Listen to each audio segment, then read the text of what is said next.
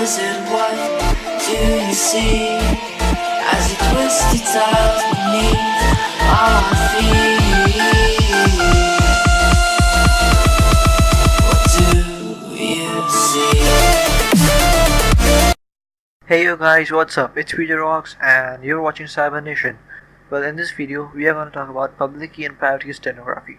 Well, this topic is very advanced, and if you are watching this video, then be sure that you have watched my previous videos, and if you haven't watched it, I will give a link in this I button. You will see over your left upper corner. Be sure to watch it first, as it really includes some basic info that you must be knowing about. So without wasting any time, let's get started with this video. Well, here we will talk about cryptographic systems and steganography.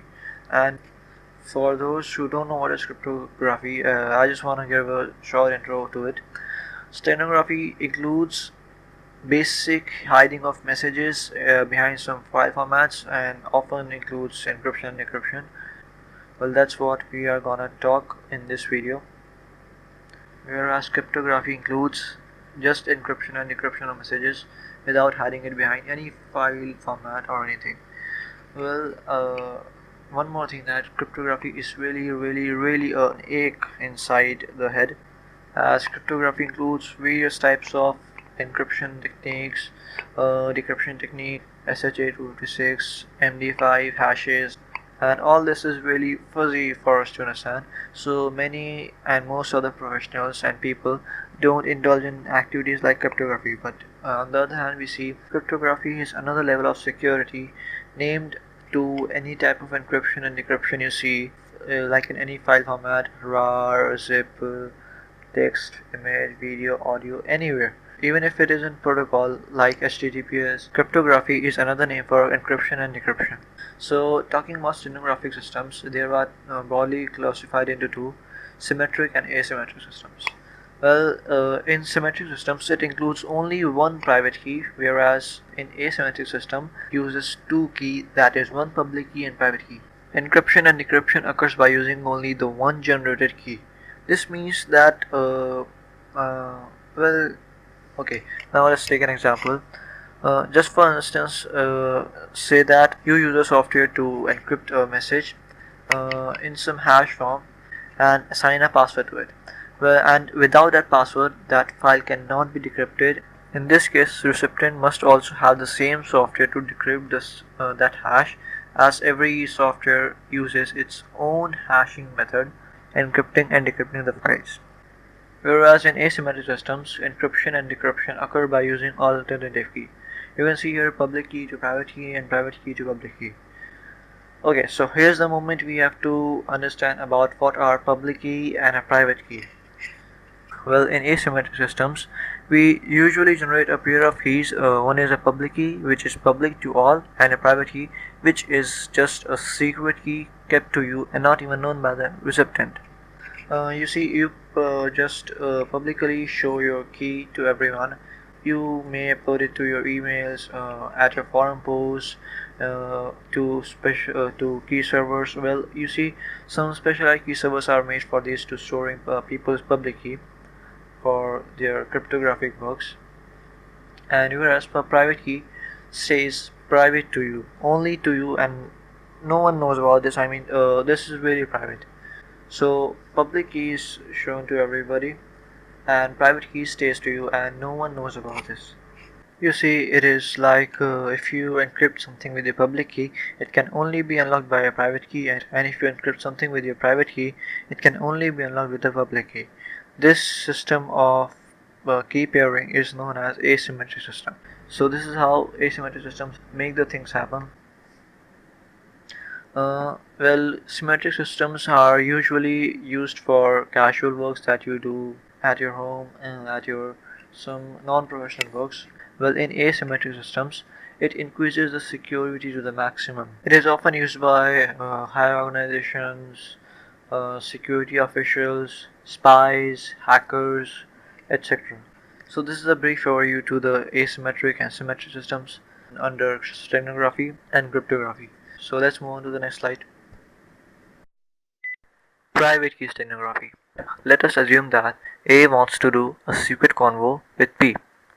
In order to do that, A has to encrypt a message with private key and then send it to B so that no hacker can sniff the message between the protocols.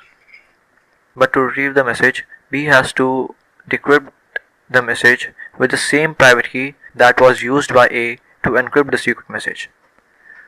Well, now you are wondering that how to do that. Well, you may share keys online or may meet up at a public place so that in order to exchange the keys. But on the other side, you see, if you are at a long distance, then you have to share it online.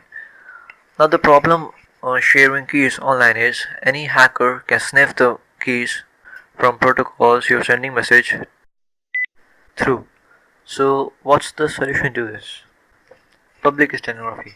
Well, in this type of stenography, we generate a key pair of two, which consists of a public key and a private key.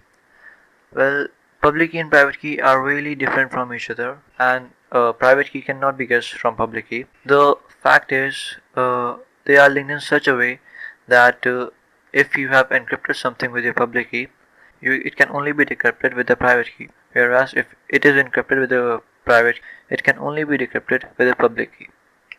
So in this case, so A generate a pair of keys, B generate a pair of keys. They both share their public keys to each other.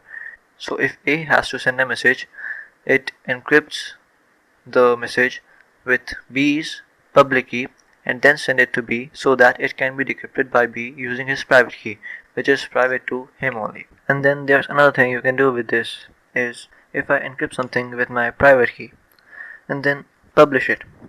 Now on the surface of this you may think, what is the point of encrypting it with your private key? Because your public key is out there and anyone can decrypt it using your public key. So why even bothering encrypting it? But the fact that it can be decrypted with your public key means it must have been encrypted with your private key, which means it must have been you because only you have your private key. Stenographically, you can be concerned that it's an authentic message from the right person, that it was you who made it. So the best thing is that when we do both, like if I encrypt something with my private key and then your public key and then send it to you, and if we communicate like this, I know that nobody else gonna read the message, you know that nobody else gonna read the message, you know that the message is come from me, not an imposter, because any modification to the message also requires the keys. And now you can see that we have created a great system over here. Like it can never be break, it can never be hacked. And like in fact it's not like it can never be hacked. You can use techniques like brute force, but you see brute force are like really pissed off things for newbies as it requires a lot of time. So that's it for now. So in the next video I'm going to practically show you how to perform public key and private key Stego system. I hope you like this video. If you like it, give it a thumbs up, share it with your friends, and if you have any questions from me, comment me down below and I will surely answer them. If you haven't subscribed to my channel yet, subscribe it and do press the bell icon so that whenever I upload a new video, you will get to know about it. Thanks for watching. See ya later.